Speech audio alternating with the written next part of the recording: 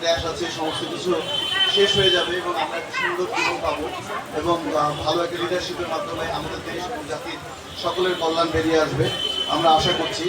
এবং মা দুর্গার সাথে এসছেন মা লক্ষ্মী, মা সরস্বতী, মা বাবা গণেশ এবং কার্তিক, সকলেই ভিন্ন ভিন্ন ভিন্ন ভিন্ন উইশ নিয়ে আমাদের সকলের কল্যাণ সাধন করার জন্য এসেছেন।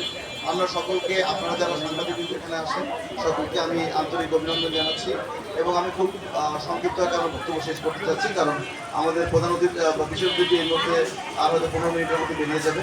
তো ধন্যবাদ সকলকে।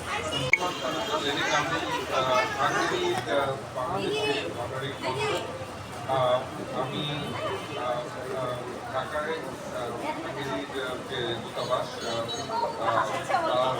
পক্ষ থেকে জনগণের পক্ষ থেকে আপনাদের জন্য শারদীয় শুভেচ্ছা বয়ে নিয়ে এসেছি। আমরা ওই ঢাকা থেকে আজকে আমাদের বন্ধু কুমার দেব তার আমন্ত্রণে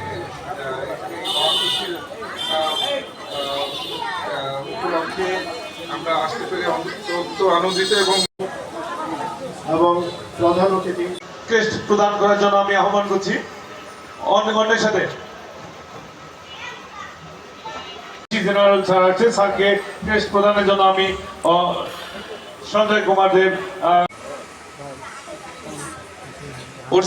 ওরসিকে আহ্বান জানাচ্ছি। অদ্রি সুপার মহোদয়ের পক্ষে এডিশনাল স্যার এসেছেন, আমি আহ্বান করছি স্যারকে ক্রেস্ট প্রদানের জন্য। ধন্যবাদ ধন্যবাদ সমস্ত সুধীমণ্ডলী। আসলে অতীতের স্মৃতিগুলোকে আমরা দুমড়ে মুচড়ে জলাঞ্জিত করে দিতে চাই। মেঘ সরে গেলে যেমন নীল আকাশ দেখতে, ইয়াং মানুষটা দেখতে দেখতে